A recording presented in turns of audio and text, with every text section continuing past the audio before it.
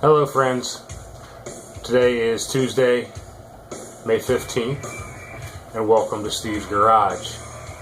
This is take 5 or 6, I believe, so if you're watching this version, it was finally good enough for me to upload. Thank you for bearing with me. It is a trial and error time.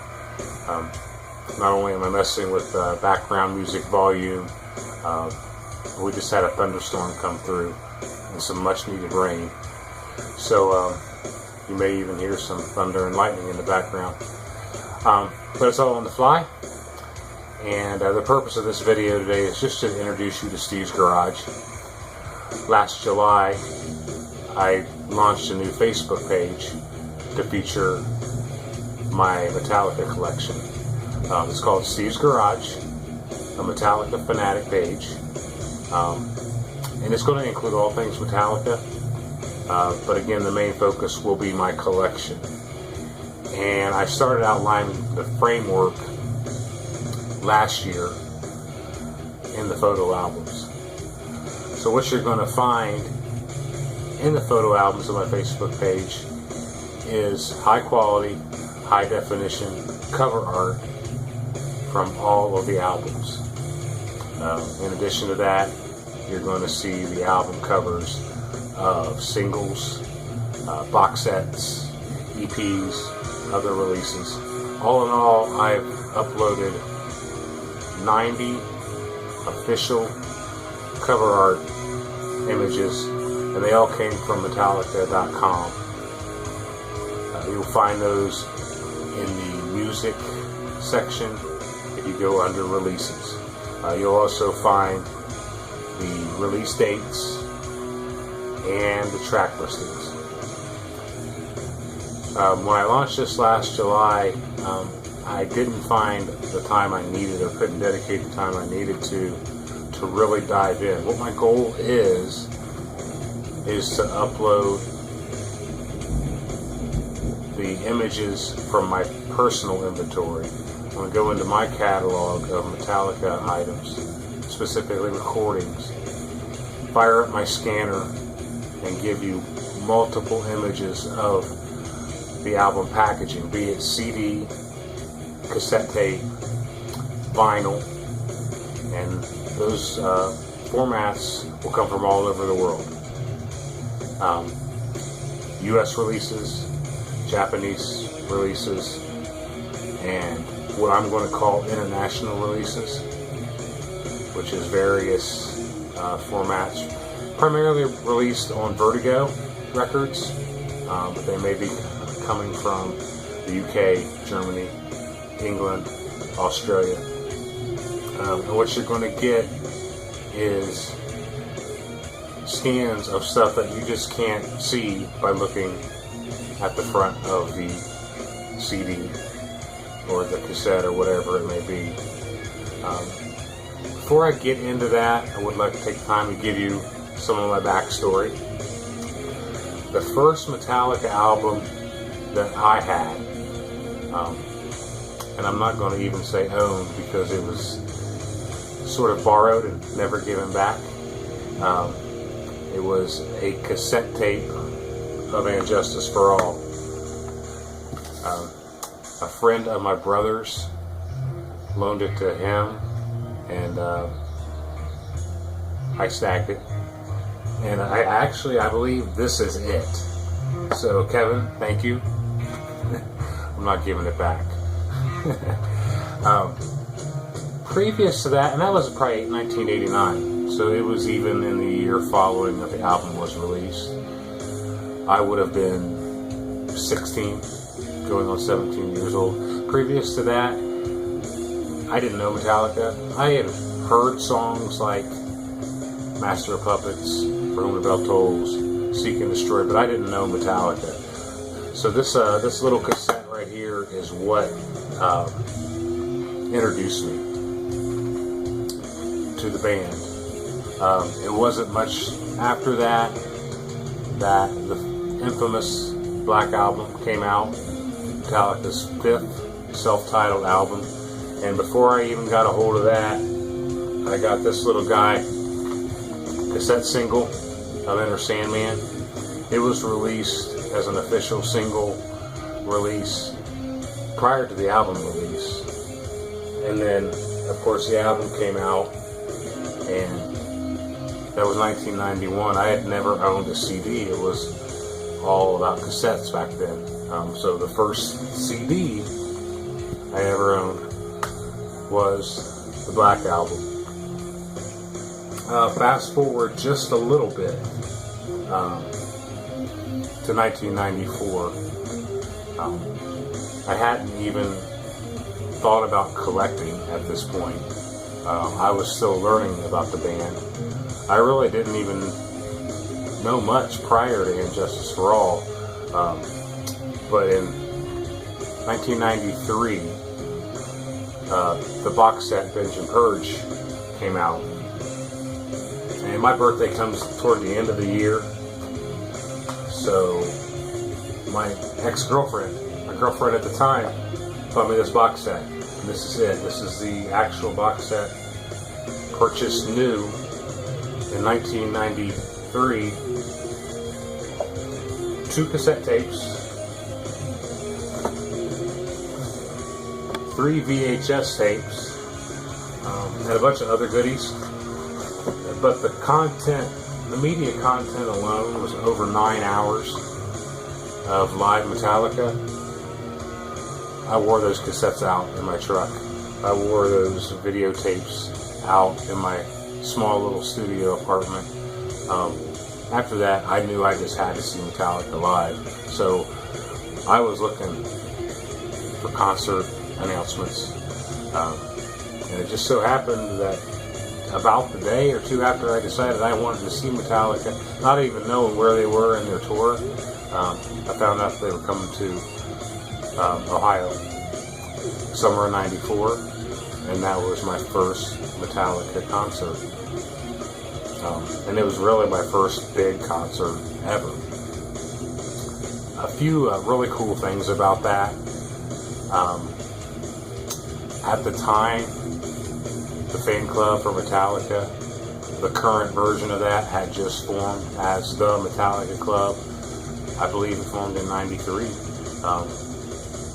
maybe '94. I joined in 1997, but in 1994, my brother worked with a guy that was a club member, and he let him know that he had received a list of shows in the surrounding states and in the area. He got to pick the 1 or 2 that he wanted to go to, and he sent the list home with my brother and said I could pick one as well. Best thing about it, 1994, 2 tickets were $25 each. So I got my checkbook out, because back then you wrote a check and you put it in an envelope and you sealed it and you put a little postage stamp on it and you waited. The letter I got in return stated that my tickets would be available the day of the show, and there would be an envelope, and if available, backstage passes would be included. So I didn't know where my seats were, and I didn't know if I was going to get backstage passes, but the day of the show, I got my tickets. My seats were second row center, and those backstage passes were there. And another cool thing about the era of that time, the meet and greets of today are usually pre-show during a support act or an opening act, and you may get to see 1 or 2 members of the band, but probably not all 4. Back then they had after show parties, so me and my buddy got to go backstage after the show. All 4 members eventually came out. We got autographs. I got a t-shirt with all 4 autographs. During the show, at the end of the show, Kirk Hammett pitched out a guitar pick, and I reached up and it went directly into my hand, so it didn't even hit the floor. No one had to scramble for it or fight for it. Snagged it right out of the air from his hand to mine, and it went immediately into my pocket. So Kirk autographed that pick with his initials for me. That box set in '93 and that first concert in '94 is probably what took my level of being a fanatic to the passion that it is today. And everybody that knows me knows my passion for Metallica. If you don't know me, you'll learn that I have a huge passion for Metallica. And at that point, with so much great content in that box set, it not only included what they were currently touring on, which was the Black Album, but they hit the back catalog, and the majority of their concert was the old stuff, even though back then the old stuff was less than 10 years old. And I actually recall seeing an interview with Lars saying, hey, we're not going to go out with a new album and a concert, and once you hit that concert, it's like, okay, here's Master of Puppets, and here's 8 or 9 new songs for the new album. They give you the whole catalog. And I backtracked that catalog, and I made sure I had copies of Kill 'Em All and Ride the Lightning, Master of Puppets, and then the collecting really launched.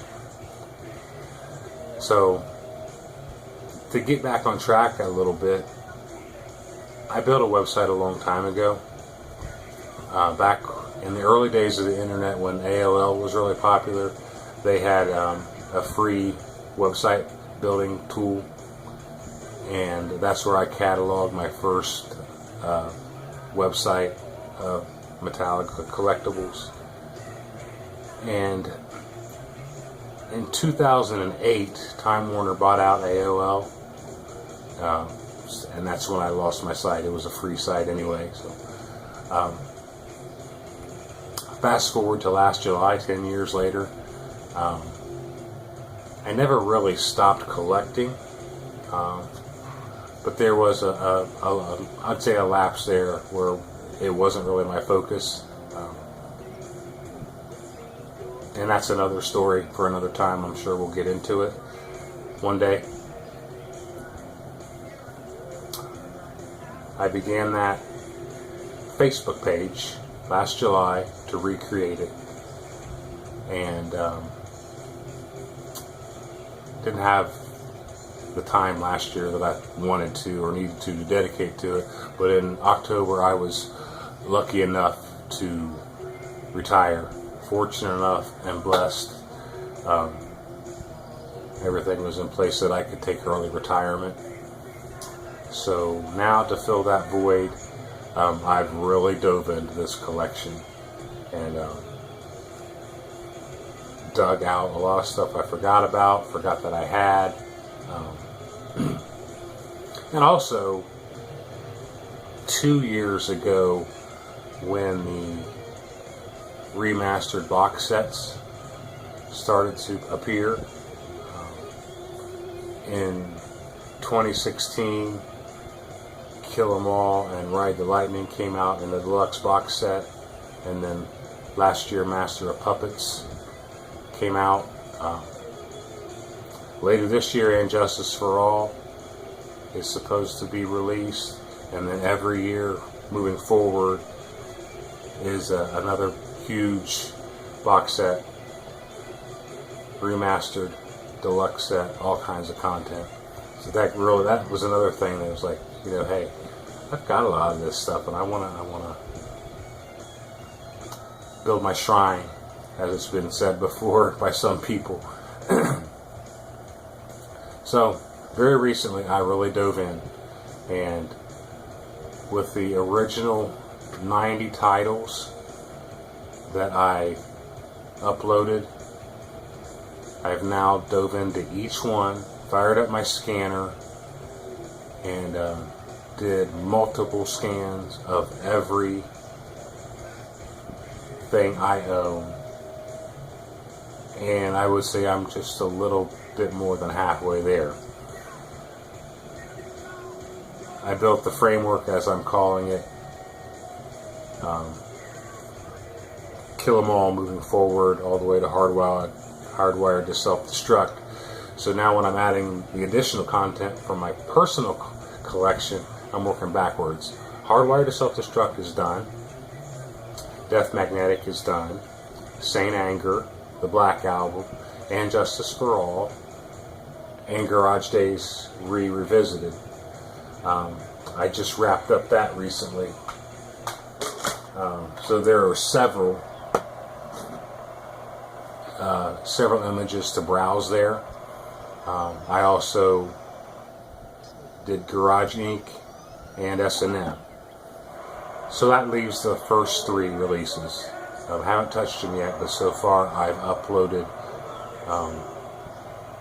over 250 individual image scans of CD packaging, CD inserts, individual cassettes, side A and side B, anything unique to the packaging of an album that you don't see just by looking at the cover. And with that being said, the reason you don't see anything from Kill, Ride, or Puppets here in front of me is because I still got to dig them out. They're packed away. So I invite you to visit Steve's Garage at Facebook. It is facebook.com/Steve's Garage. If you like what you see, make sure you give the page a like, follow me, and throughout the photos, you see something you like, you see something you love, please make a note of it. I appreciate it. Thanks for listening, and I will get back with you with a new video soon. See ya.